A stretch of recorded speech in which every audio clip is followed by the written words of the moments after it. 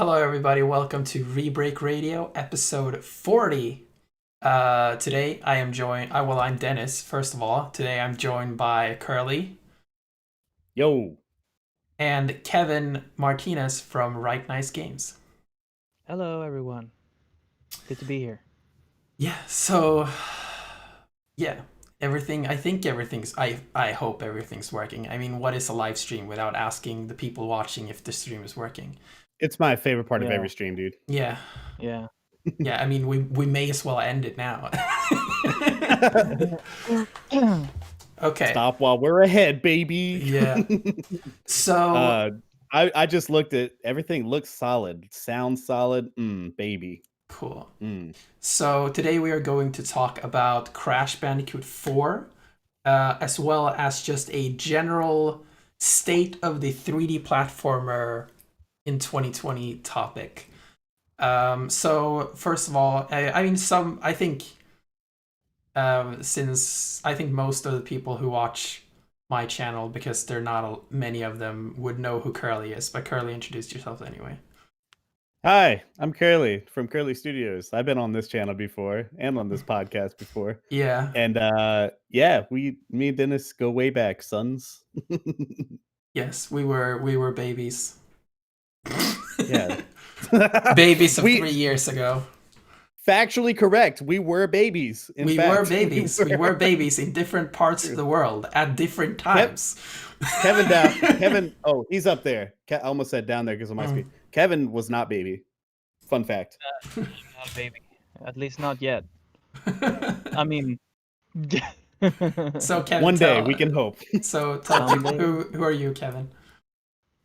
I'm the CEO of a game studio in Stockholm that released a 3D platformer 3 years ago, and we're working on a 3D platformer, which is going to be a remake of our game that we released 3 years ago, which could is a bit of a strange thing to release like a redux version of your game that you released 3 years ago. Usually it tends to go like at least 10 years or something before you decide to do something like that.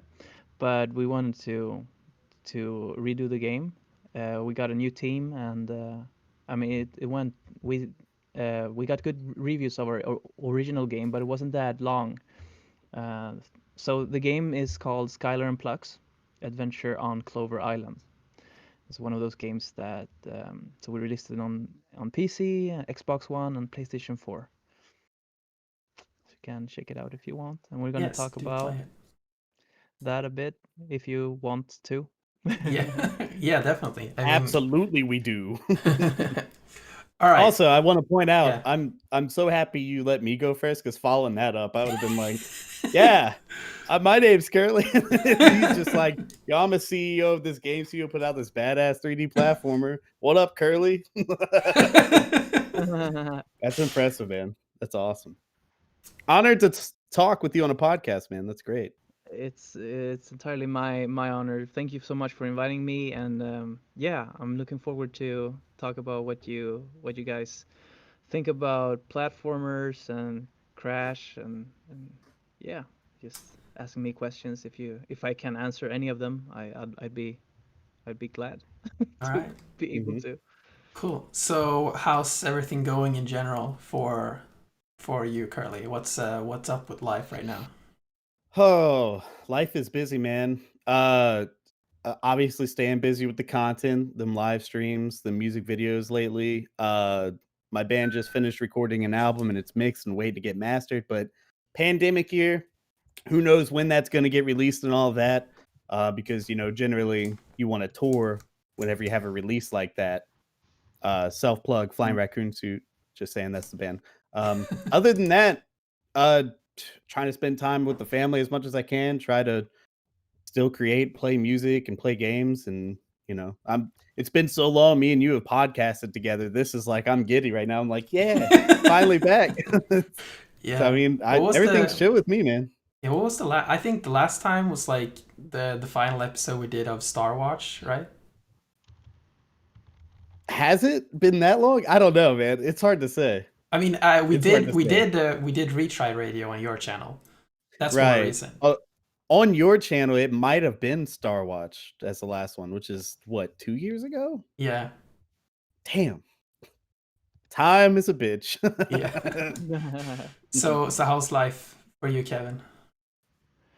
Life's very interesting, exciting. There's a lot of things on the pipeline, on my table.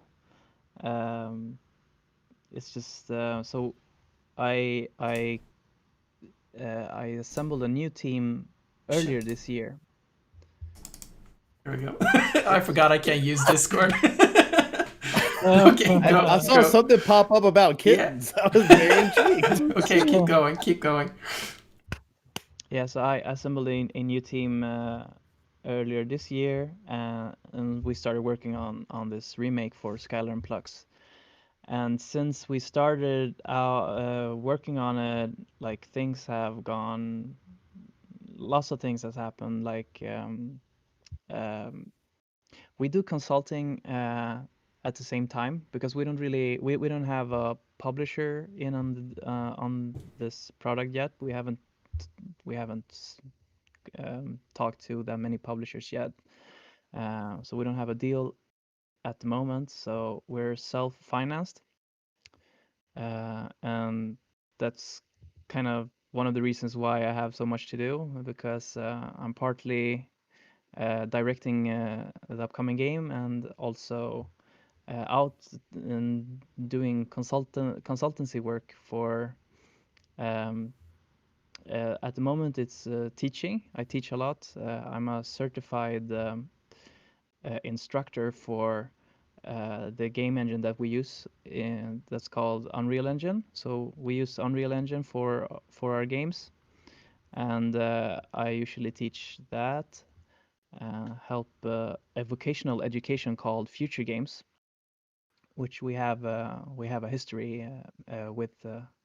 We go way back with Future Games. The people that started the studio were students of the Future Games vocational education in Stockholm, and it's an education where you can learn how to make games, how to develop games, and get into the games industry. It could be if you want to start working at a bigger game company such as Avalanche, Dice, Massive, Ubisoft, that kind of companies. There we have a bunch of companies in the game cluster in Stockholm that is like the school has collaborations with. Or if you want to create an indie studio of your own or join the smaller companies, there's a bunch of them in Sweden. Yeah, so I consult, I teach, and I sometimes I work for other game companies. I compose music. There's a game coming out next year that's called Everhood, which I am very excited about. Wait, that's like Bullet Hell Guitar Hero game, right? Yeah. Yeah. I like that sound of that. It's like an Undertale vibe. It's got that Undertale vibe to it, but it's Nice. kind of a rhythm bullet hell game. Really cool, very strange game. I loved making music for it.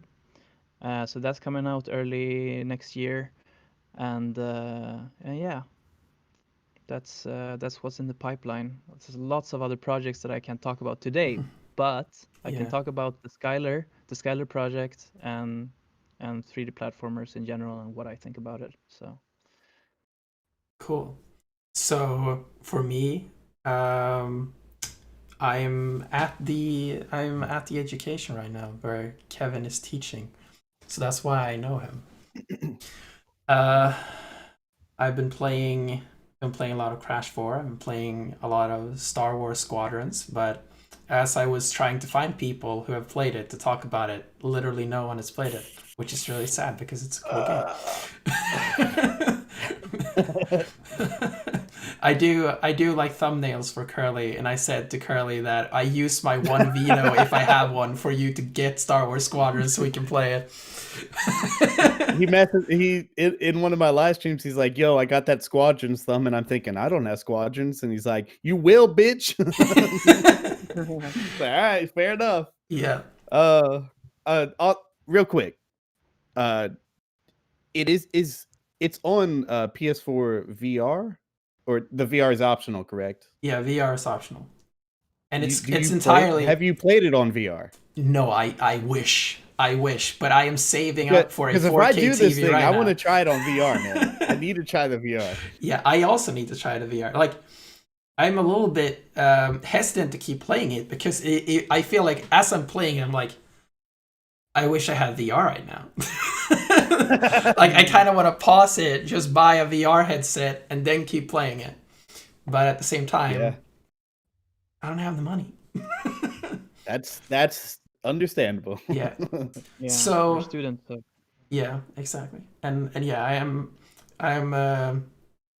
trying. I am in the process of buying a PlayStation 5 and a 4K TV. So, you know. So yeah, it's not gonna be easy to get a VR headset. But yeah, it's cross-platform, so you can get it on whichever platform you want. We can still play it together. So that's Nice. cool. Okay, so let's talk about the big one, Crash Bandicoot 4. It just came out on Friday, and yeah, I've been playing it. I finished the story already. And I said, it's kind of interesting how I said it. I talked about it like I'm talking about like an Uncharted game or something. I finished the story because this game has way more story than I ever thought a Crash Bandicoot game would have. Yeah. wow. Yeah, they So have. how long did it take for you to finish that part of the game? So I don't know the exact play time, but I did finish it yesterday.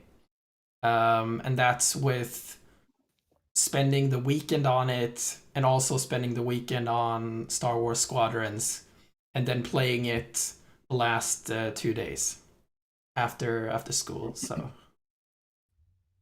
I don't know, maybe 8 to 10 hours, maybe probably to finish the game. And yeah, there are so many cutscenes, and they are so beautifully animated. It's insane, and the humor is awesome. I mean, you told me, Curly, that you played the Tauna level. Yeah, so I haven't quite made it as far as I wish I could because I had my daughter over this past weekend, and it was a good game for her and I to just trade off on levels. Which, by the way, I didn't know there was multiplayer until like after the fact. I don't know how the multiplayer works, but basically she would play a level, I'd play a level, that type of thing. And the last level that we completed was I saw her play through the Tauna level, which was drastically different in gameplay and everything. And it was blowing my mind because like I wanted to kind of go into the game as blind as possible. Like once I saw the initial reveal trailer, I was like, I'm sold. Don't need to see no more. We good. All right. And then it took me by surprise. First off, that the overworld, she just shot out of a portal and like you're tied up in the overworld and then you just go in and like it's fucking nuts. But yeah, that would be the last place that I left off on it, the end of that level. Yeah, so that cutscene before Tauna jumps off and like Coco's like, wait, Tauna? It's like, yeah, and this is like Tauna. So Tauna is Crash's girlfriend from Crash 1. But this is like an alternate universe version of her that is like kind of a badass 80s action hero. Yeah, crazy. Yeah.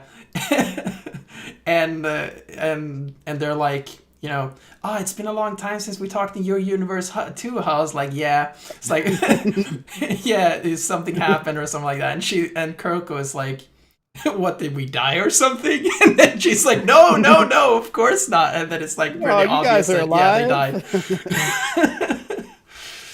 So yeah, it like the humor in the game generally, like it is really good, and I did not expect a Crash game to make me laugh multiple times. I think what's most interesting and what I've seen so far is how it feels very like cartoony. Obviously, Crash has always felt like a cartoon, but this feels specifically like I would watch an animated series of this for sure because it's kind of the perfect meld between like accessible to kids, but there's so many like callbacks and like uh just the things that you would get only as like an old school Crash fan type of thing. Like Mhm. it's just like the perfect meld of being accessible and like I said, kid friendly and still funny for adults too. I think I Mhm. think they nailed it with that aspect. Yeah. So the gameplay is pretty much very similar to the original Crash games, the Naughty Dog made Crash games. Um, and but there are some twists. Like they added the double jump from Crash 3 into the main move set. And the body slam, was that only Crash 3 or was that in Crash 2 as well? That's in two as well. Okay, yeah. Um, but they also added this like slide spin. Did you notice that? Yeah. Yeah, it's interesting that I it's been a while since I played Crash 2, even with the Insane Trilogy, but before you would slide and you would be able to, like, slide jump and Mm. you'd keep momentum, but now if you, like, slide spin, you keep your momentum, but then Yeah. you can chain it with, like, a slide spin jump. It's like, the move set's crazy in this game. It's wild, and the tech that's available in there is really fascinating, and I think it's really tight. Uh, and like you said, it feels like they kind of built on between 2 and 3, I think. They didn't give Mm. you all the crazy like 3 had the long spin where you just float forever and stuff like And that. So the it bazooka that just was never fun to use. yeah. So it does feel very similar to like 2 and 3, but it also has its own spin, I think. No pun intended. Yeah, specifically the levels are a lot not just longer, but they're bigger, they're wider, and Mhm. there's more space to play with. Like in all the original Crash games, it's just this long corridor that though sometimes goes into a side-scrolling thing. But this one has like these wide rooms basically where there's a lot of going left and right and all of this stuff, but it still keeps that like Crash feel. Camera thing What? is still there, right? Yeah, The yeah, fixed camera watching in one angle thing yeah, is exactly, Mhm. still there, but it feels a bit more three-dimensional still exactly. in a sense. Yeah. Um I mentioned this a little bit before the podcast, but I'm an anomaly where I actually prefer Crash Bandicoot 1 over 2, which is like blasphemous to say. But it's because first off, 1 is more challenging and that's more my jam is like challenging platformers, which this game nails by the way.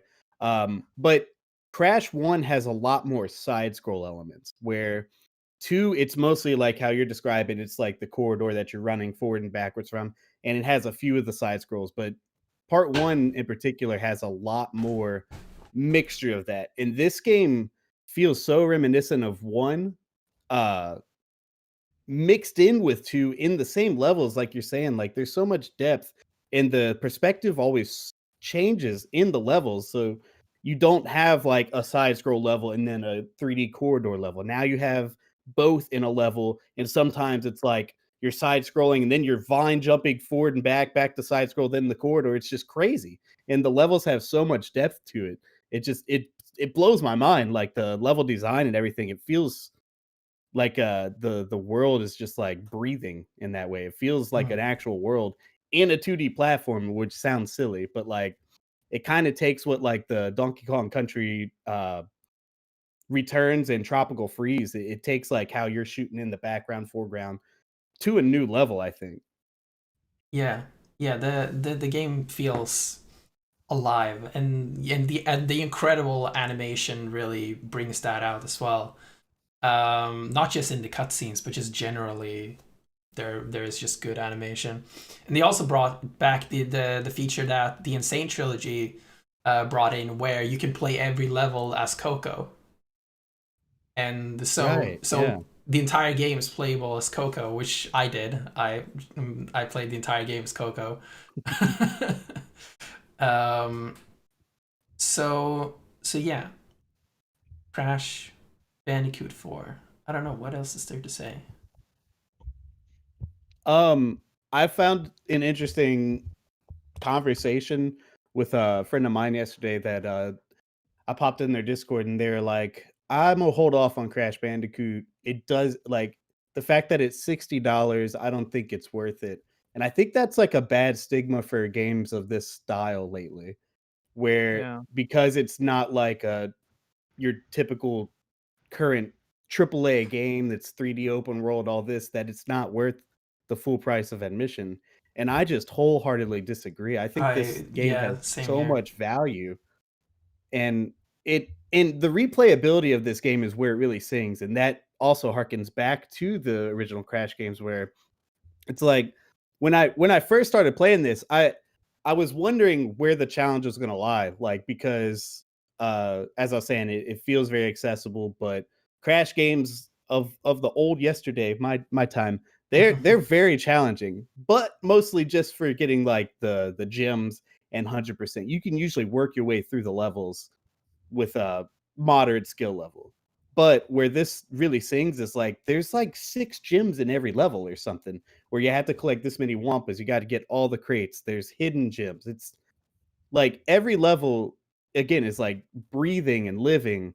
And then it's like you could play them in several different ways. There's like the speed run aspect, there's the collectathon. It's really genius. And I would again wholeheartedly disagree with the sentiment that it's not worth $60. I think it is. Yeah, I think that just goes back to the entire like toxicity around the price tag of games today. That like if you make like some people think a game like Uncharted is not worth $60 because it's a single player game that you're done with in 12 hours. When at the same time you can buy a game like The Witcher 3 and spend 300 hours in it because the amount of time that you put into the game somehow is it translates and exactly to the price of the game, which I really don't agree with because there's some level of quality that you need to bring in there as well. But then Crash 4 brings in the other aspect of it, which is it's not a realistic looking game and therefore not worth $60. Yeah, that's silly. Yeah. That makes no sense to me. Yeah, that's really silly. Well, um, it's sad that it looks like that, but it feels that same like it's really hard to make a single player game in the sense that you need to like when you create content for a single player game, you get this thing called low exposure content, which is like so for in order for a single player game to be interesting, you need to be constantly providing the player with new stuff, right? So just one example is the new levels, new bosses, for instance, like creating a boss in a game, whatever game that has a boss can take up so many resources in terms of like a character needs to be animated, needs to be programmed into the game, modeled, of course. Um, like you need to set up so many things and say that you have a boss that takes half an hour to finish off. How many months are we putting as a game developer into creating these 30 minutes of gameplay? It's a Mm, lot. It's a lot of hours, a lot of man hours, so to speak, a lot of people hours. And then if you all of a sudden if you watch um, like if you instead of creating a single player game, if you create a multiplayer game in the same vein as the battle royale genre today, with so Fortnite, for instance, etc., you're reusing the same content over and over again. So you have the same map being reused over and over again. So that's an example of a high exposure, a game design that provides high exposure content. So from a business point of view, it's much more viable to create a multiplayer game. You get it done much faster. And at the same time, that's kind of what people are demanding today, in a sense. And it probably could be partly because of things like the corona pandemic too, right? I Right. mean, people don't really see or meet each other anymore. They want to play with each other, and if they can't really do that online, maybe that's just going to impact their decision making in what games they want to buy. So, but it's still really sad because it's kind of an art form. Like the stylized platformers, for instance, is an art form. It's really fun to play. It's very focused on creating fun gameplay. So they are extremely enjoyable. Mm. I don't know. It's Yeah, there yeah. was the entire like controversy or whatever. Like, was it like a year ago or something where there was like this are single player games dead Right. conversation, and like Bethesda even came in and like, no, they're not dead or something like that. And yeah, it's so, and as someone who generally prefers single player games, like yeah, it's, I don't want them to die, but at the same time, as you were saying, Kevin, like there's so much harder to make. There's so, you spend so much time into something that um you waste a lot of time into things that are only going to show up one time. While with a multiplayer experience, you can just reuse things over and over because that's just the nature of a multiplayer of that kind of game.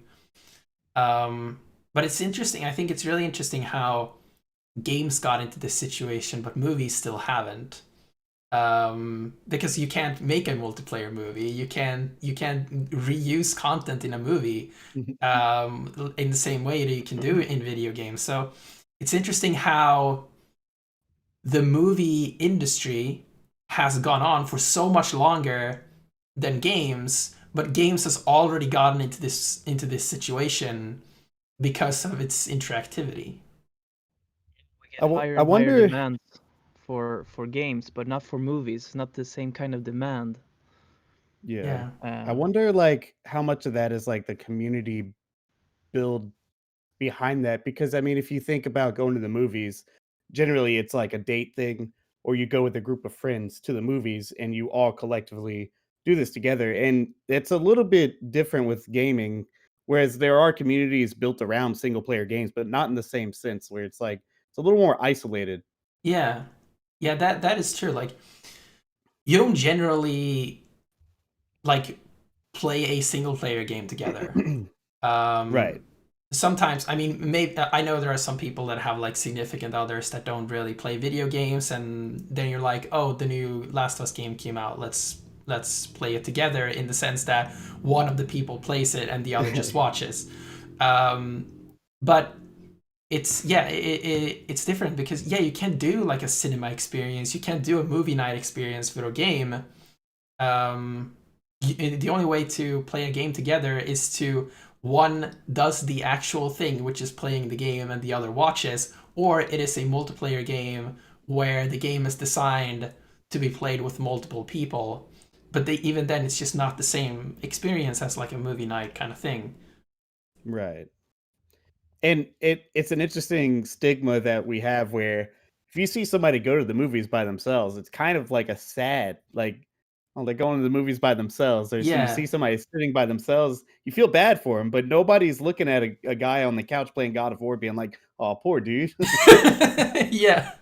Have you been to the movies by yourself once? I have I've done one it, time. yes. One time was The Last Jedi, one of my favorite films ever made. So, but then I saw it again with my mom because I was like, you have to see this movie. I've done it when I've bought like movies, like, I don't know if they have it in Sweden, but you would go to like Best Buy or something, they'd have like a Blu-ray, you'd buy it and they'd have like a free movie ticket on it. I don't know if you guys have that. But sometimes if you buy a movie, you get like a free ticket to see, like, say I buy like an animated Batman movie, then I'd be able to see BVS in the theaters. I actually saw Batman vs Superman by myself, All right. so that was an Interesting. interesting one. What about you, It's Kevin? Do you have a lonely story to share? yeah, well, lonely cinema story. Yeah, Mhm. it actually was The Last Jedi too, which is kind of a strange coincidence. I wonder That's if you guys interesting. saw the movie by yourself in the same theater, therefore you were Definitely together. not. You know what I mean? I mean, unless Kevin wasn't like, Probably not. no, Probably not. yeah. Yeah, it's just I remember asking people around if anyone wanted to see the movie, and either they already had seen the movie or they weren't interested. So then I just decided to do, just do a thing out of it, and watch it by myself. Well, go to the movies by myself, buy the popcorn, and you like really self-indulge. Well, now we have to know. What'd you think of The Last Jedi? So, uh, well, This is a I topic, man. I had a lot of fun watching the movie, and when I was watching it, I was really I thought that it was amazing, but it wasn't it wasn't like it was after when I went home and started thinking about the movie when I started hating the movie. It was really strange. So when I saw it, I thought that it was wonderful, but then when I started thinking, when I came home and started thinking, did I really like the things that they like the decisions around all what the characters was supposed what they did or and what yeah all the resolutions etc. I wasn't expecting that much when I saw the movies. I think that I just got swept in the moment and like really liked the movie, but afterwards I just I don't know. I I I grew up with the original Star Wars movies, and I had a certain tradition where I watched it every uh, every Christmas. I watched Star Wars. I don't know why. It's just That's a good something that tradition. happened. That's a good one. I try to So do that every year. I still have the VHS of the original trilogy, and I'll literally break out my VCR, plug it in at least once a year just to watch them. Because I don't like the Lucas changes, man. I want to watch it in the original form. yeah, I still Generally, have the VHS generally, too. I agree. Like, especially like episode 4 and 6 have a lot of weird changes, but I think 5 actually have a lot of good changes. I really like the changes they did to 5, like adding the windows to Cloud City that actually Yeah. like let you see that it's a Cloud City. So yeah, I grew up with all the original movies, which means the original trilogy and the prequels, and I like the prequels more as a kid. But I think I'm like a generation younger than you two, so So you're one of those. No, just yeah. kidding. Yeah. We just see his camera go bloop. He's gone. Yeah. Yeah. I still stand by the fact that episode 1 is all right. I like it. Episode 3 is awesome. Episode 2 is trash. It's still just trash. That's like one of the worst movies, period. I hate that movie. But I'll give you Phantom Menace and Revenge of the Sith. I really like Revenge of the Sith. Yes, that one is really I good. I hardly remember episode 2 and 3, to be honest. Don't worry about 2. You can catch up on 3. Just don't even bother. Don't bother, man. It's trash. I still like 2, Yeah. but I'm also a prequel apologist, so That's fair. I mean, the prequels are what they are, man. I appreciate them and I enjoy them, except for 2. Sure. yeah.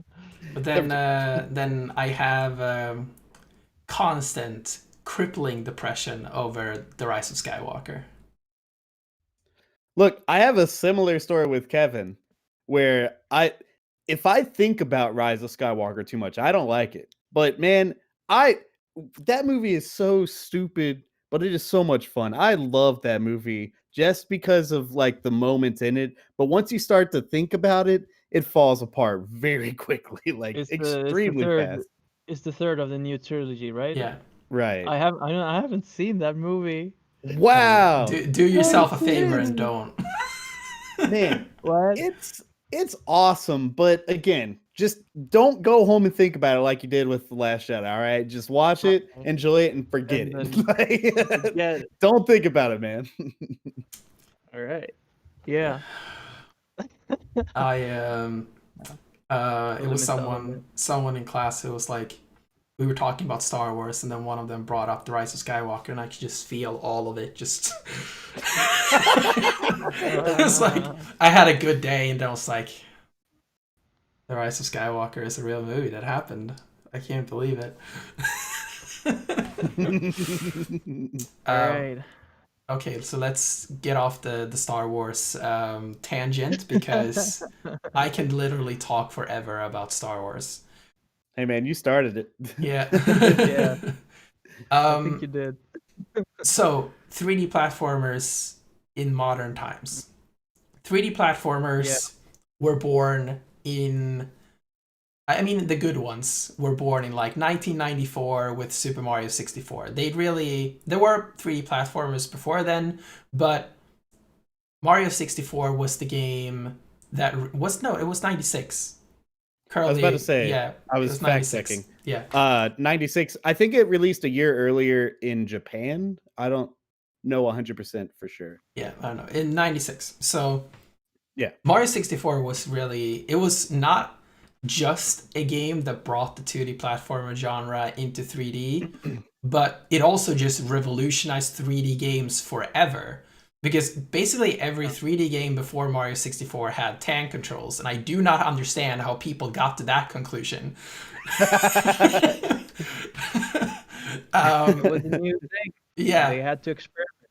yeah. Well, what's funny is like it's not even like before, but there's a lot of 3D games after Mario 64 where they still hadn't iterated and they're still using tank controls, and that's why Mario 64 still was just exponentially mind-blowing at the time because it's perfect. It's perfect, man. That game is so good. Yeah. Yeah. So Mario 64 brought life into this genre, and basically everyone followed with games like Crash. Wait, no, Crash Bandicoot was like around the same time actually. Let me check it out.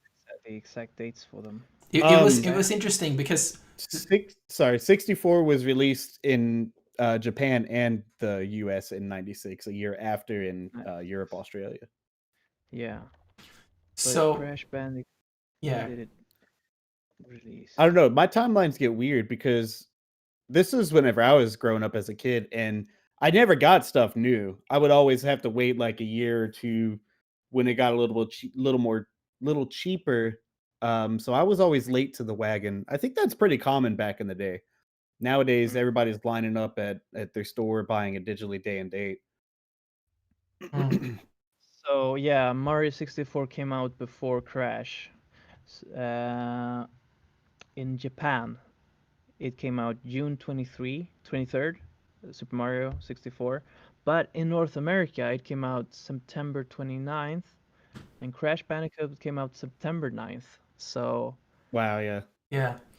Yeah, around the so same time, yeah. same month. I remember reading something about that. It's like Nintendo, PlayStation, and Sega were all three working on the next generation of platformers. Like they were all like, they showed up one day at work and were like, oh shit, there's another dimension now. How do we make a platformer here? Yeah. And I mean, everyone's pretty much agreed on the fact that Mario 64 was the right one there, but like Mario 64 went in this like, they kind of de-emphasized the platforming aspect of it and made it more about exploration. Because I think they kind of realized that there is an inherent problem with 3D platformers where with depth. And they realized that was a problem, and they de-emphasized the precision platforming and made it more about exploration and because of that. While Crash I remember someone at Naughty Dog saying that the original name for Crash Bandicoot was Sonic's ass. Because the idea for Crash Bandicoot was, what if we did Sonic the Hedgehog, but behind him instead? Yeah. And that's fascinating. yeah, and the precision platforming works in Crash Bandicoot because of its very limited camera angle, and because whenever they go really really advanced with the positioning, it changes to a 2D perspective. Exactly. That's kind of accommodate. what I was talking about earlier. Is half the game really isn't 3D. Like it's 3D graphics, but it's played as a 2D traditional styled game with Exactly. some 3D depth. Like Yeah. Crash Bandicoot was very interesting and very very good. But it's just mind blowing how Nintendo. I don't think they get enough credit for what the Nintendo 64 controller did for the entire industry. Like it's Yeah. just The crazy joystick. that the analog stick was just I can't wrap my head around like the fact that the analog stick wasn't even on the original PlayStation. Like, and it was on the 64, and then they adapted, made another controller for it. It just blows my mind. And like people hate on that controller, man. I fucking love the Nintendo 64 controller. I love it, man. Yeah, I mean, Yeah. you can see like how ridiculously revolutionary the N64 controller was when Sony's like, here's the PlayStation 1 controller, and then it's like, oh shit, DualShock. And then Sega, they came out with like, what's the name of that? Dreamcast or the No, Saturn? No, the game that they released on Saturn around the same time. It's with that purple character. What's the name? Knights, right. Yeah. That was like their answer, and it's not even a platformer. Like it's some weird ass game. But yeah, so after that, like we got so many copycats of the 3D platformers. We got like KROC, we got Banjo, we got Gex. Glover. Gex. We got all of these. We got all of these. We got all of these 3D platformers, and I mean that was a great time. 3D platformers were reigning. 3D platformers were what shooters are today. What battle royale games are today, 3D platformers was at the time, and it's insane to think about it that way, because today it's like you think battle royale games, and it's like all these games that are super popular and all that, but that's how it was back then. Yeah, and the old 3D platformers still have a timeless appeal in a sense, right? You can still play, like now we have done all the remakes are out. Spyro, there's a Spyro remake which is done by, I think it's the same team that did the Crash 4, Toys for Bob. Yeah. Toys for Bob. Well, like Toys for Bob, Vicarious Visions, and Beanox all have this like trifecta going where they all kind of work on the game, even though there's like a lead studio on the stuff. Because like the CTR, the Insane Trilogy, Crash 4, the Spyro remakes, they're all kind of like working together on these. But Toys for Bob is the one that headed up the new Crash game and the Spyro Reignited. Yeah.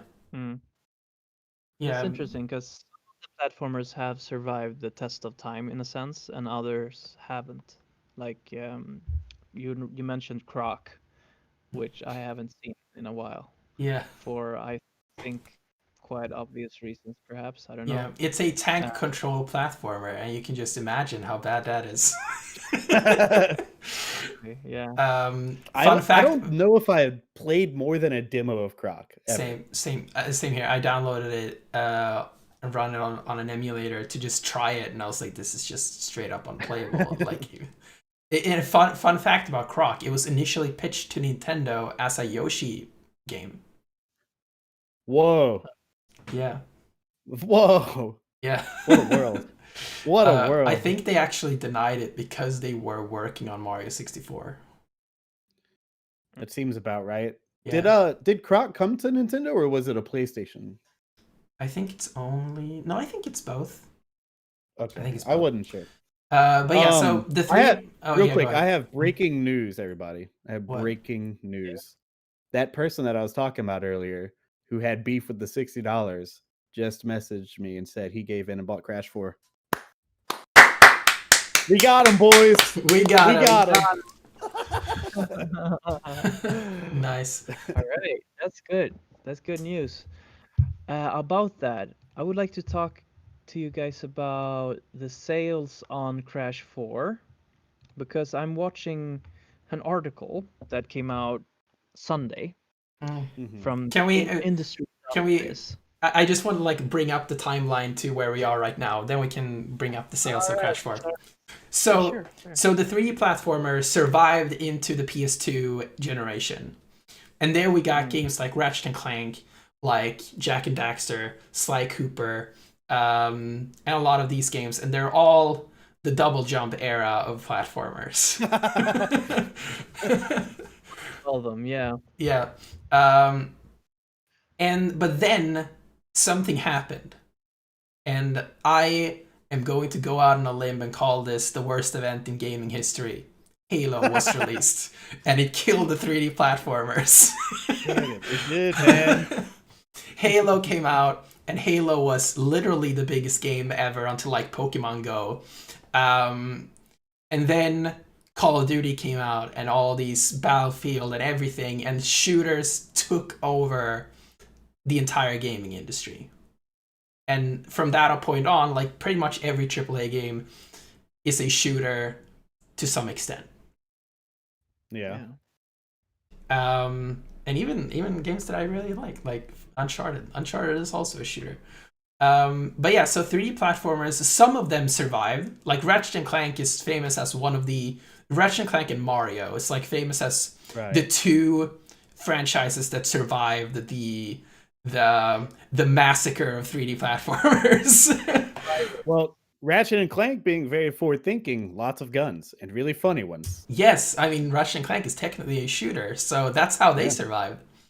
But it's also interesting because if you look at the 3D platformers of the PS2 generation, you can see like when games like Halo and GTA and stuff came out, like Jak and Daxter, in Jak 2, that game is so different from Jak and Daxter. Yeah. Like they really took inspiration from GTA 3 with Jak 2. Yeah, part 2 and part 3 I think kind of was a little more of a blend of both, but 2 in particular is so jarring.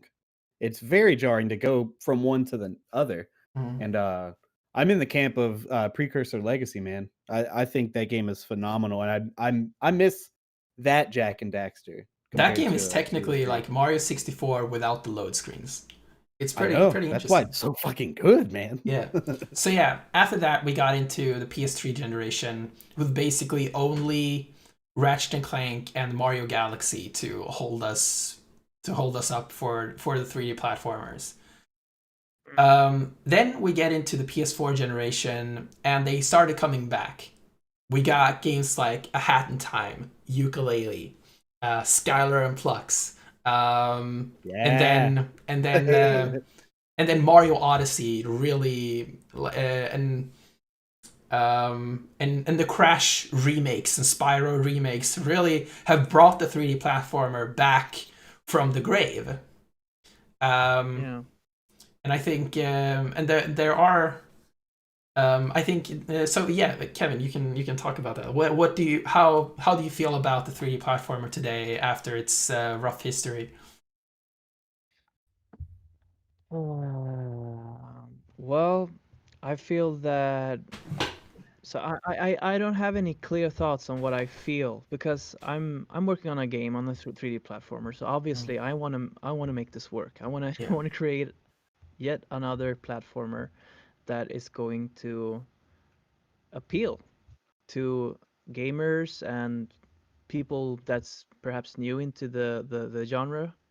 Um, so I've been while we were talking about all of this, I was searching for Crash Bandicoot articles on sales. So in the US, you don't get the information on how things are going sales wise, right? Because I don't know, there's some well, if the companies want to disclose that information, they can do it. But in the UK, there's some regulation that tells them that it's open to the public. So you can find how Crash Bandicoot has sold so far in the UK. And so I'm watching an article here from GameIndustry.biz telling us that it's this week, well, last week it was #1 top seller, followed by Whew. Star Wars Squadrons. Yeah, makes sense. Get fucked, Dennis. Get fucked. Yeah. Then came Super Mario 3D All Stars, Animal Ooh. Crossing, Marvel's Avengers, Mario Kart 8. Yeah. So Mario most of Kart them- 8 still. Yeah, it's Yeah. insane how Still. that game is still alive. Yeah, and Who doesn't have that game? but it's interesting because it says that there's a very interesting thing going on here. So it's a top seller, which is good, of course, but Right. it's also let me see here.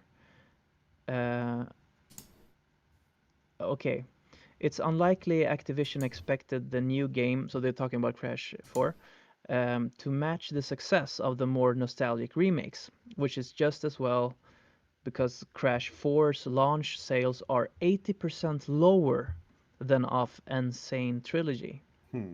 So 80% lower sales than the Insane Trilogy that came out about 2 years ago, I think. You said, I'm sorry, 80% lower. 80% lower Wow. in sales.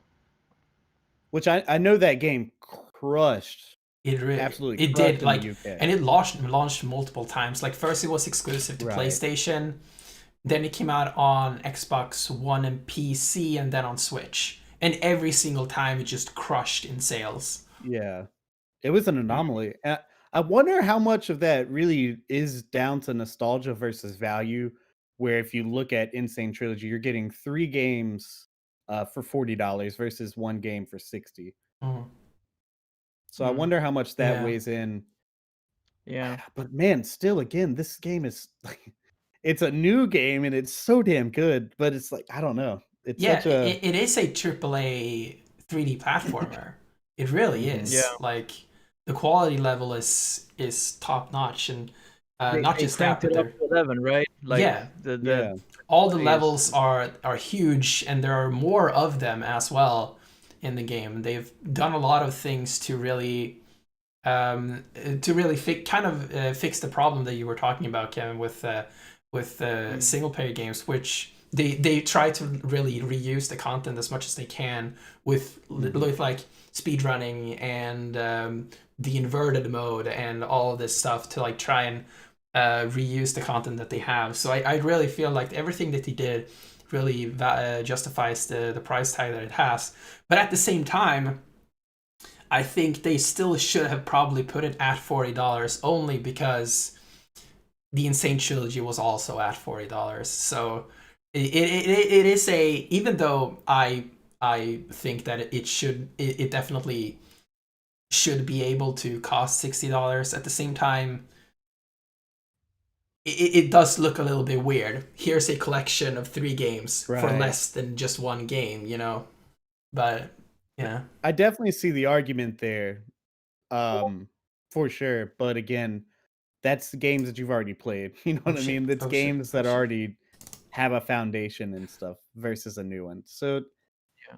I definitely see the argument, especially from a marketing standpoint, because I mean, obviously, a $40 game is more appealing to a consumer. You know what I mean? For a brand new game, but then you have to look. Again, sorry to bring up Tropical Freeze again, but it's so interesting how Nintendo holds their games at a value standard. You know what I mean? Yeah. Where their games don't really depreciate in value, therefore don't depreciate in price. And Tropical Freeze is a very interesting one where it's originally released $10 cheaper on the Wii U and coming out on the Switch $10 more. And still just making bank. Like that game sold very well on the Switch. So it's fascinating to think about from a marketing standpoint where when you have a game that is similar in comparison, you have to be somebody in Activision saying like, look what Nintendo just did with that, and they sold gangbusters. And like Yeah. we could sell this at $60. And the fact that it is selling well, I don't think it's necessarily a bad move. And I think now that the game is out in the wild, I think it's gonna have legs, honestly, because I I can't possibly imagine very many low critical receptions to this game. I think the quality of the game can just speak on its own, and I think it'll continue to sell well throughout its life. I think, especially if they do a Switch port of it, Yeah, which I think is going to happen. yeah, that's totally gonna happen. But yeah, I do think Crash 4 has a lot against it that Insane Trilogy didn't have. As we've talked about, the price, the fact that it's 3 games, and the nostalgia. So I think they probably. Did you say it said in the article that they probably expected this one to sell less? Yeah. Yeah, exactly. So yeah, it's good that Activision knows and were prepared that this one probably wasn't going to sell as well. Yeah. But at the same time, it still topped the list this week, so yeah. so it's Still still better than- selling well. Yeah. It's so easy to compare the two and be like, man, this sold 80% less, and be like, what a bomb, what a flop. But no, it's still selling better than a Star Wars game. Yeah. I'm just saying, like, it's not doing bad. And I honestly, the only thing A that Star I Wars can game wish and hope for at is- $40, by the way. Yeah, that's true. The only thing I can hope and wish for is that it sells enough to warrant a sequel, because I would love more games beyond Crash Bandicoot 4. Toys for Bob nailed it, and I am going to be honest, where I wasn't a big Skylanders fan, and knowing that they were the big heads on those projects, that I'm like, I don't know, are they up for a Crash Bandicoot game? Like, you know what I mean? Those were very like kid-friendly games, and I hate to say that as a negative connotation, but I just didn't enjoy those games like I do this one. And I think they got it. They nailed it. They knew exactly what they were doing. They captured the challenge and the old school feel of the original trilogy. Yeah, I feel Activision really struck gold with the Insane Trilogy, and I think they realized it as well. They have these studios. They have a lot of studios that they own, and you know, there's like this group of them that makes like Call of Duty games, and then there was like this kind of misfits group of like Vicarious Visions, Beanox, and Toys for Bob, which were like, okay, we're just gonna. One of you makes Skylanders, and the other ones, I mean, I don't know, maybe like a Spider-Man game occasionally or whatever. I don't know. We just own you for some reason. And I think after they made the Insane Trilogy, which I think we can attribute the Insane Trilogy's existence to the fact that Crash Bandicoot showed up in Uncharted 4. I think that probably sparked the conversation for that game to happen in the first place. So that happened, and then it was so huge. And then they realized that, hey, maybe we can milk really good 3D platformers. It's like, we're gonna milk it, but they fucking nailed it, man. Yeah, and now they have a place, these studios, where they can make these amazing passion projects, basically, and they are going to sell because there is this like dormant fan base of 3D platformers that are going to spend the money on these games. I mean, we still exist. We still exist out here. Like, I mean, it's fascinating that, like you said earlier, comparing like the Fortnite multiplayer and how those games are always like the top stream games on Twitch, and that's what really matters and all this, the community building. But like the 3D platform genre coming back is awesome. Like I mean, I couldn't be happier. Like the fact that we got 3D All-Stars and a Crash Bandicoot new game, and they're both fucking awesome, you know, in the same year. Plus, I know it's not a 3D platform, but Tony Hawk Pro Skater Remastered, dude, those are so good. I'm interested. I never played Tony Hawk as a kid, so. But like, I'm interested. As shitty as this year has been, it has been a great damn year for games, because we've gotten the best of all of it, man. Well, Last of Us 2 being like the fact that we're talking about Crash Bandicoot, seeing that studio put out what I think is their best work yet, and then we're also getting their earliest work brought back to life. It's just like, what a timeline we live in. It's fascinating. And like, we're still out here, man. Kevin, I'm excited for your new game. or your old game, whatever you want to call it. Yeah. So yeah, 3D platformers. I think there's I don't know what's gonna happen to platformers coming up. Maybe they'll still like these companies are still going to create this AAA platformers, so to speak, because it's the bigger like those are the bigger fishes, and they're going to like still go for it because that's what they're passionate about, and it doesn't matter if they sell so and so less percent than what they did earlier. But I don't know. I think the barrier of entry for any new platformer can feel a bit like I can feel very scared to put up a new IP when these amazing games exists out in the market that has such tremendous backing. Yeah, that's true. So Like if you look at a game like A Hat in Time, that game came out when, or it got traction back when 3D platformers were dead. Where when it was only Ratchet and Clank and Mario Galaxy 2 at the time, or no, it was more like 3D Land maybe. And so that game got its traction then, and then it came out. I think it was around the time of Odyssey, but yeah, they really got a lot of a huge fan base because the big guys were gone. yeah, but now if they're back, it it Yeah. feels. But at the same time, if they're selling less and maybe it just you know we can see a trend going downwards perhaps when it comes to sales in this genre. Maybe it's because people don't want to see more sequels of those games anymore, right. or I don't know.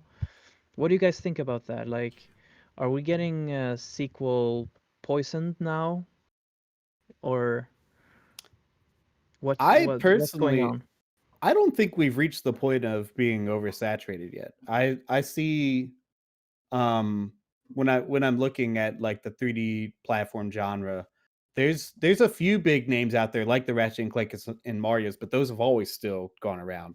And this being like the big true to form, I think, new game, first one in a while, I think since like Ukulele, which is also like an indie studio. I think it's a good time to be making these types of games personally, because a lot of us lapsed fans that uh grew up on like Banjo Kazooie, Mario 64, we're getting a new Banjo would be nice, by the way. Mm, We're getting these games yeah. back and falling back in love with them, and like I, I I can't speak because I've never made a game and put one out like you have, obviously, but I think it's a good time to release a game such as that, especially um, on the Switch platform, because, like I said earlier, that's like the perfect platform for indie games, and like we've seen so many studios excel releasing games on there, and I think a good high quality 3D platform would do well on it. Mm. Have Because you? a lot of, like I said, lapsed fans are falling back in love with the genre. Yeah. What do you think, Dennis? So, as a person who also has a 3D platformer in the making, not more information about that, but I've also done a lot of research into all of this, and the things that I found is that we always hope that our game would be the game that you play after Mario Odyssey, because we can't compete with Mario Odyssey, but we can try to be the next game that you play. Um, Yeah. and I think it's still a huge market to go after, because the people who have played Mario Odyssey, the people who have played Insane Trilogy and Crash 4, those are a lot of people, and when they're done with that game, they will want something new. What's next until the next one comes out. And obviously, as more of the big ones come out, it will be less space between those releases. But at least now, I think the next Scalar and Plux game is going to be perfectly timed before the 3D platforming genre starts to really pick up the pace. That's cool. Have you guys played Super Lucky's Tale? That Oh came yeah, out yeah, like yeah. I 2 years have ago. played that.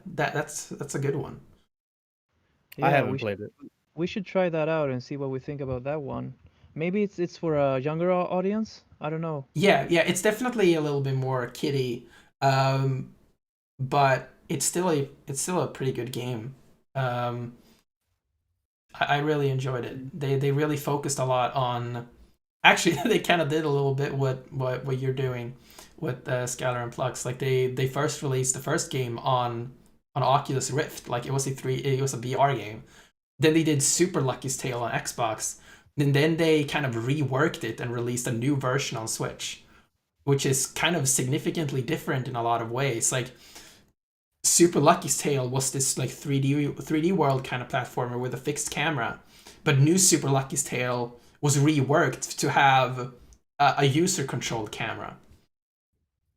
And I've looked at some gameplay. I played the Switch version, which was reworked, and I played the original. Like I watched gameplay of the Xbox One version, and it's fascinating how a lot of things were reused, but there are also some completely new sections that are not in the original game, and some things that are like slightly tweaked or whatever. It's really fascinating to look at. But I really enjoy the game. They fixed they focused a lot on like reworking Lucky's control scheme with the Switch version and like making him flow really good and all that. I remember what sold me on the game was watching the game director being on Nintendo Treehouse Live, and he just talked so passionately and with such huge like understanding of 3D platformers when he was talking there. Like I could just see him like you get it, you get it. Like I'm gonna play your game. That's cool. Yeah. One other Where thing, was that? Where was that, by the way? Um, Where you heard? Did you hear him? Nintendo Treehouse Live. It was at All right. E3 Mm. 2019, maybe. Last year. Yeah, I think Mm. whatever the year that the game came out, that E3. Mm. All right. one What other what what? thing, interesting about Skylar and Plux, uh, in particular, there's one 3D platform mascot that just hasn't come back, and that's Jack. And you guys can easily fill that hole, man, because again, it's not like a copy paste. It's its own thing, but it's very reminiscent of that. And like people are Yeah. clamoring for a Jack game. And like I think with the right timing and the right moves, you guys can fill in that hole and just that I think it's a perfect time for it personally. Mm. Mm. That's cool. Interesting to that's what's exciting about games, that you shouldn't be too worried about creating yet another game in a certain genre. You should be more Hmm. worried about making sure that the game is good, actually plays good, and making sure that people know about the game. Mm, But then if it's similar to another game, especially when it comes to single player games, like people are going to want more. Like when they've played and finished, just as you said, if they when they finish playing Mario Odyssey and they finish playing Crash, etc., etc., what is going to fill up their hole, like their 3D platformer hole. yeah. So it's it's one of those things that makes it challenging to kind of dissect and understand if you should pursue making um, if it is a viable thing to do to create a 3D platformer today, or if you just should try making something else that perhaps um, is a bit more unique or something like try to find another kind of gameplay. Mm, I don't know. It's just but I'm going for that route now that there are lots of things that we can do in order to make a new title interesting, a new IP interesting in that space. So yeah. That would be kind of one question I would have for you is like, as a CEO of this studio, making the decision to make this type of game, like you said, is already like there's like a fear built in there that you how do you arrive that that's the type of game? Is it just your love for the art, or what exactly goes through your mind to make that decision? Because I mean, I can't even imagine the fear because you have a studio to uphold and a lot of people, depending on the Yeah. success Yeah. and everything. Exactly. So the team that that we created now for that's going to work on the Skylar Also, how franchise. how big is the team? I forgot to The ask that team earlier. is we're 5 people at the moment Okay, yeah. working. Yeah, so we aren't that many. Um, so the idea was to what kind of games, since it's a new team, we want to find something that we can work on that will provide uh, a decent challenge for us to mold the team together, basically. And we found that if we take a pre-existing 3D, our pre-existing game, and start working on it as if we never released the game, Mhm. then that would be easier for that team to try out their wings, basically, creating a game together where um, like so the most of the standard, like the layground is already there, you know. The foundation of what the game was supposed to be or is supposed to be is already there. So it's just up to the team now to expand upon that idea. So it was basically a low-hanging fruit for us, we thought, or but then we very soon realized that we're gonna get very ambitious creating this game, Right. because we don't just want to make like so now when we want to focus on a Nintendo Switch, and we don't want to make just something that looks like a port of the old game, and leave the game like with same issues that the earlier game had. So it had issues with combat not being interesting enough, with the story being a bit convoluted, lots of voiceovers, etc., but not that much like it just was very convoluted. Lots of Mhm. different things that we just crammed in there. Um, and the playtime was only 2 hours long for an average player. So weren't that much to do. Was so we want to fix all these things, and very soon you get like caught up in like one thing that's so good, was so fun, is that it's really making a 3D platformer is very engaging in and of itself. Um, the team is very passionate about the project, which is wonderful, and that makes me want to push this idea. Uh, and also, like, just because we're making a 3D platformer now doesn't mean that we can try out other things later. Mhm. So it's just one thing that we're starting out with. So the overarching idea that I have with the company is that I want to find ways to create games that are I want to keep the cartoonish style. I want to bring back the cartoonish style, basically. But now of course we have games that are stylized cartoony, Mhm. but I really like that, and there are a few companies trying to make ambitious games with that style in Sweden. Very few companies. So we have the popular, I mean, the most popular one is Mojang. I mean, they create the Minecraft franchise, which is cartoony, but it's a very different kind of game. We don't have any game like the games that we talk about, the platformers. We Mhm. we we don't find a Swedish platformer in the same sense that's super good.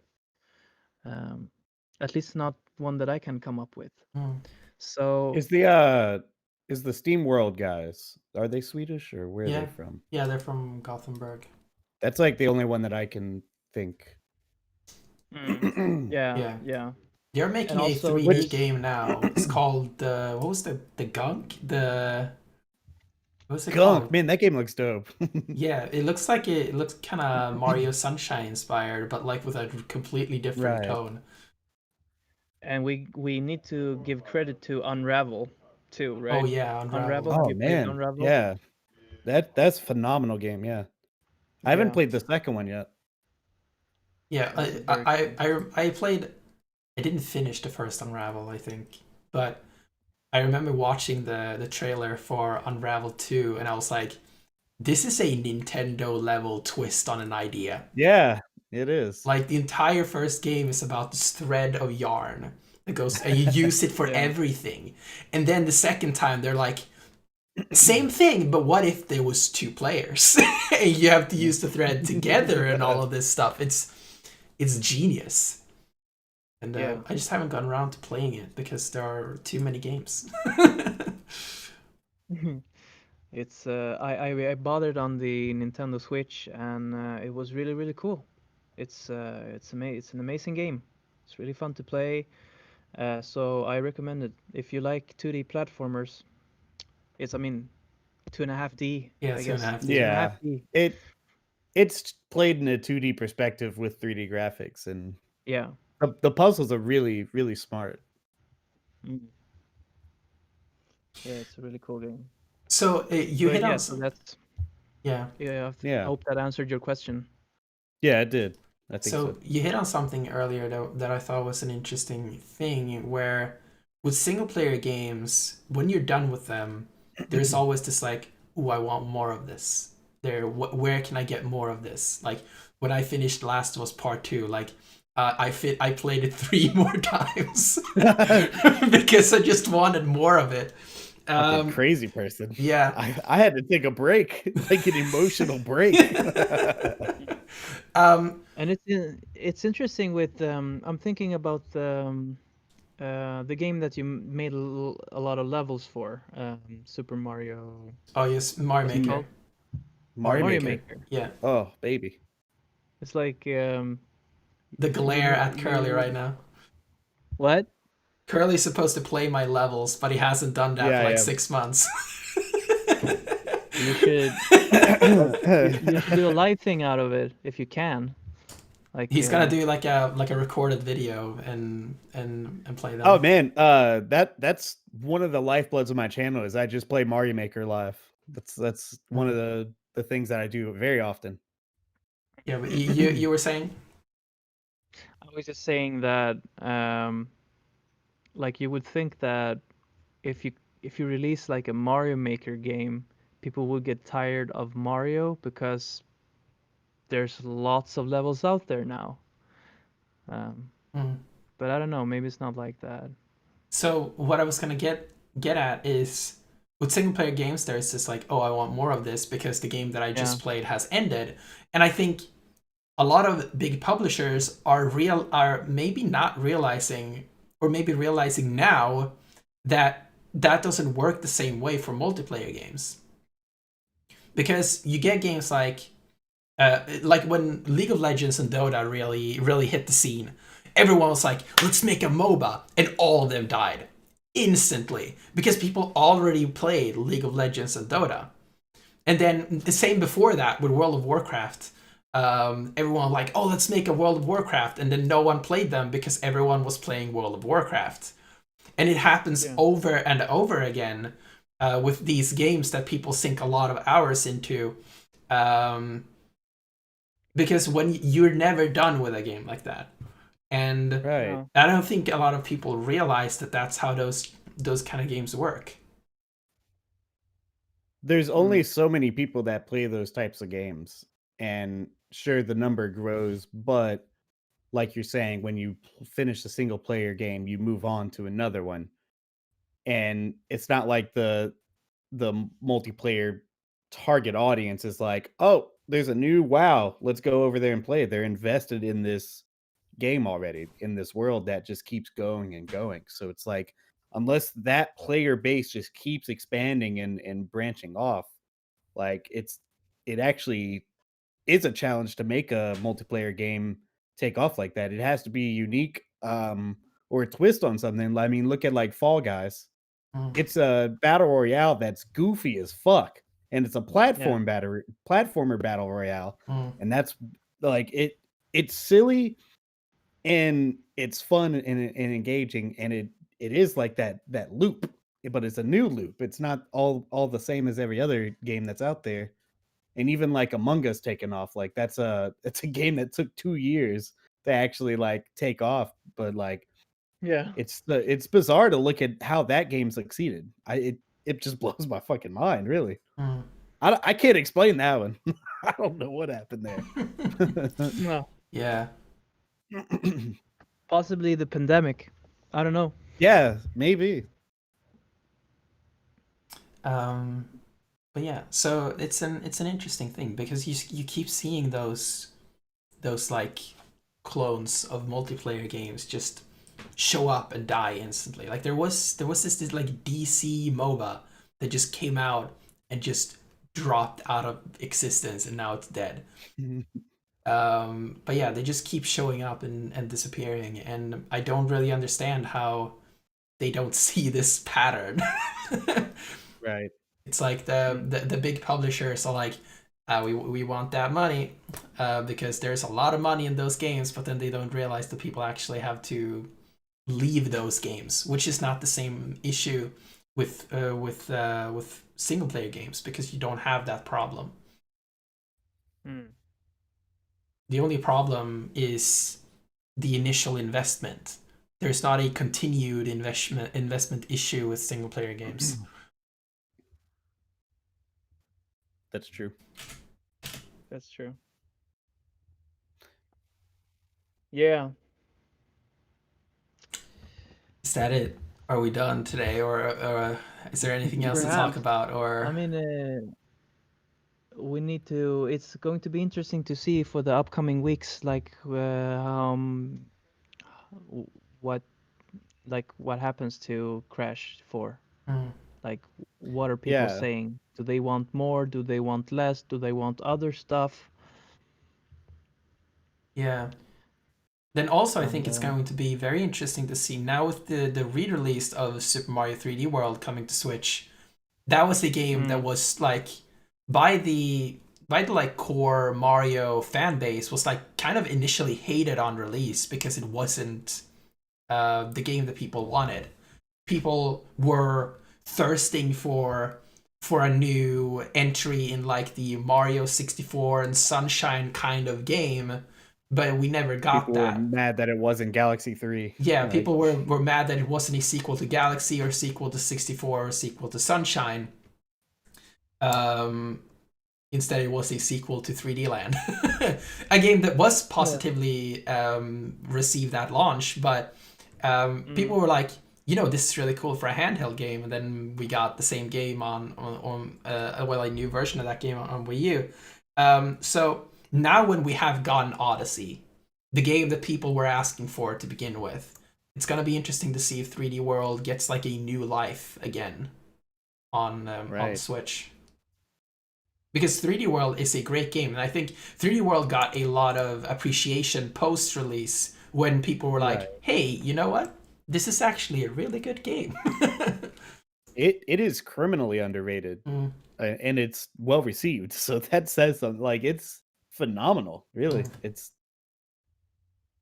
I'm glad that it's coming to the Switch. First off, it's bizarre that it took so long, and I'm Yeah. very curious what the Bowser's Fury is going to be like. How much of an expansion or what that's going to be. But Mario on its own, and Zelda does it too, where it lives on multiple planes. Where you have your 2D Zeldas, your 3D Zeldas, and then your in between stuff like um the one that's coming out recently by the other studio. I can't remember what it's called. Cadence of Hyrule Hyrule. Warriors. Oh yeah, Yeah. Hyrule Warriors. So it dives into all these genres the same way that Mario does. There's sports games, there's kart racers, there's 2D games, 3D games. It lives on so many different levels. And I I honestly think there's a Mario audience, but there's also like the 2D and the 3D Mario audience because Yeah. it doesn't always overlap, and that's what fascinates me the most because I just love Mario games, like period. But it's fascinating seeing like 3D All Stars. People are playing that and Mario 35 coming out, and you see people that in like the speedrunning community doing Mario 64. They jump to Mario 35 and they're trash. They're like, dude, I don't play 2D Marios. I'm like, the fuck are you talking about? You're like the best Mario 64 player out there. What do you mean you don't play 2D? It's crazy. It blows my mind. But it will be fascinating to see, like you said, where's Crash going to net out on this? Because I hope it nets out very well, and it looks like it being number one in the UK. I think it'll do well. I hope it'll do well, and I would love to see more personally. Yeah, I've always said, like, when Activision started this new 3D platformer thing, like, Activision, if you're gonna milk anything, it's this. Like, I'm here for it. Yeah, absolutely. But don't drop in quality. Just keep making them good. And I hope they're realizing that we have to do them good, because unlike what a lot of people think about, like, the Call of Duty series, they have held up a pretty general high level of quality. If you actually listen to the people that play those games and not the haters that go to every IGN video and talk about how biased IGN is, they are generally pretty good. I think the reason why people hate on those games so much is because they are also kind of stale. Even though they are high quality, they are all military shooters with very similar themes.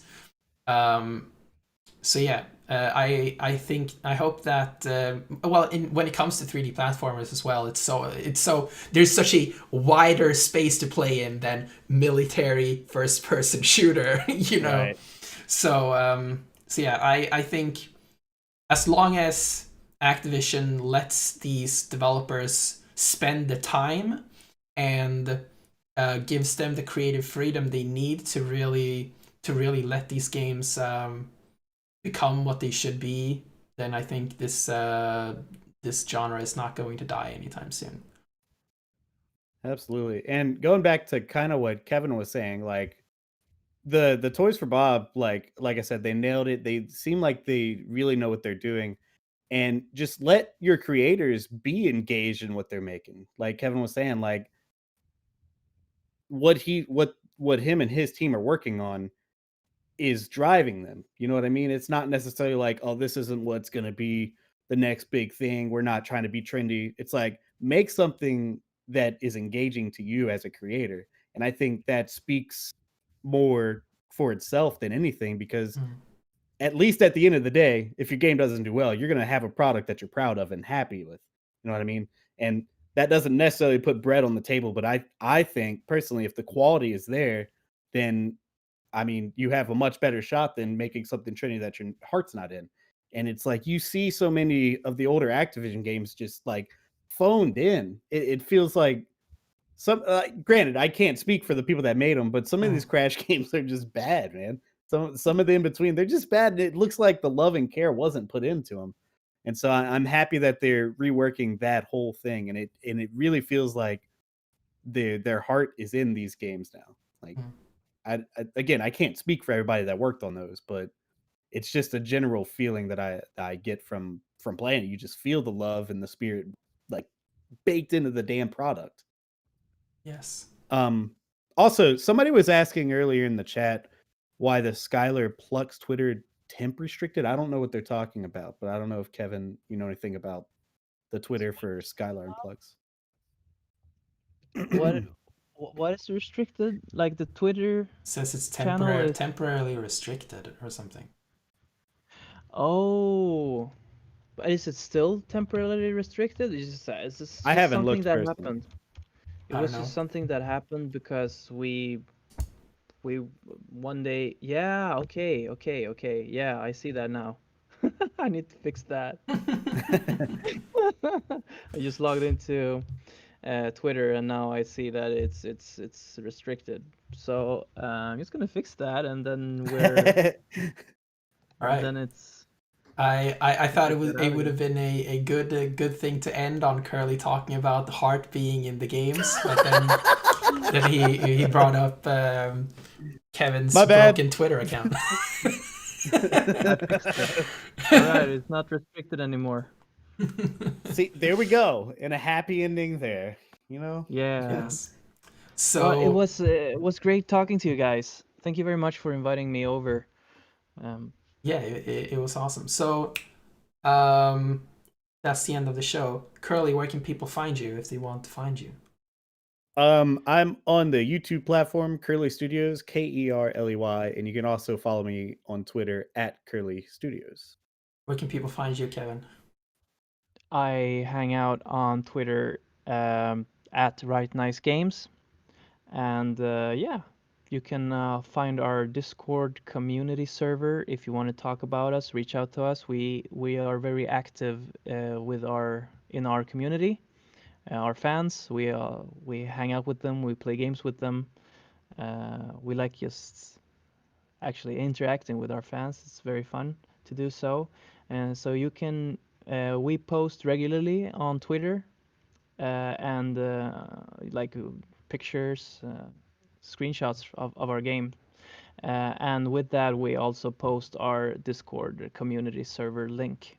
So check us out on at Right Nice Games or at Skylar and Plux. Awesome. So you can find me at Dennis_Lofgren on Twitter, where you can read all the latest hot takes about Star Wars and Crash Bandicoot and whenever Taylor Swift did something cool. So yeah, that's it for this show. Thank you for listening, and we'll see you again next week. Bye. Bye.